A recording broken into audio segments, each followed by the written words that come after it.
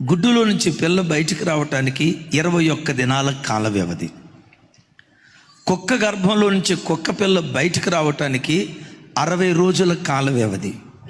తల్లి గర్భంలో నుంచి శిశువు బయటికి రావటానికి 9 నెలల కాల వ్యవధి. గుర్రం గర్భంలో నుంచి గుర్రపు పిల్ల బయటికి రావటానికి 11 నెలల కాల వ్యవధి. ఏనుగు గర్భంలో నుంచి ఏనుగు పిల్ల బయటికి రావటానికి 22 నెలల కాల వ్యవధి. 21 దినాల్లో వచ్చే కోడి పిల్ల సైజు ఎంత ఉంటుంది? 60 రోజుల్లో వచ్చే కుక్క పిల్ల సైజు ఎంత ఉంటుంది? 9 నెలల్లో వచ్చే శిశువు సైజు ఎంత ఉంటుంది? 11 నెలల్లో వచ్చే గుర్రం సైజు ఎంత ఉంటుంది? నా వైపు చూసి సమాధానం చెప్పండి. 22 నెలల కాల వ్యవధిలో ఏనుగు గర్భంలో నుంచి వచ్చే ఏనుగు పిల్ల సైజు ఎంత ఉంటుంది? చాలా పెద్దగా ఉంటుంది కదా. దేవుడు ఎప్పుడైనా నీ బ్రతుకులో ఆలస్యం చేస్తున్నాడంటే ఒక ఉన్నతమైన దాన్ని నీ ఒడిలో దేవుడు వేయబోతూ ఉన్నాడు. ఒక శ్రేష్టమైన దాన్ని దేవుడు నీ ఒడిలో వేయబోతున్నాడు.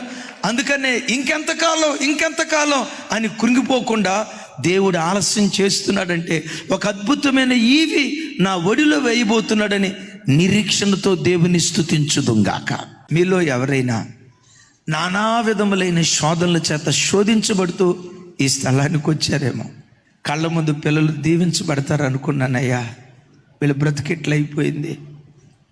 ఆరోగ్యం కుదుట పడుతుంది అనుకున్నానయ్యా, రోజు రోజుకు రోగిష్టిదాన్ని అయిపోయాను. ఆర్థికంగా మంచి స్థితిలోకి వెళ్తాను అనుకున్నానయ్యా, రోజు రోజుకు నా పరిస్థితి దిగజారిపోతుంది. నలువైపులా శోధనలు. ప్రభా నాకు విడుదలివ్వవా? ప్రభా నాకు స్వస్థత ఇవ్వవా? ప్రభా దీనిలో నుంచి నాకు జయాన్ని దయచేవా? ఈ శ్రమల కొలిమిలో నుంచి నన్ను విడిపించవని నువ్వు ప్రార్థన చేసేటప్పుడు కొన్ని సందర్భాల్లో కొంతమంది జీవితాల్లో వెంటనే కార్యం చేస్తాడు, ఇంకొంతమంది జీవితాల్లో ఆలస్యం చేస్తాడు. మీ జీవితాల్లో ఎవరి జీవితంలో నేను దేవుడు ఆలస్యం చేశాడా? గుండెల్లో ఈ మాట రాసుకో. ఎంత ఆలస్యం చేశాడో అంత అద్భుతమైన దాన్ని నీ ఒడిలో దేవుడు వేయబోతున్నాడు.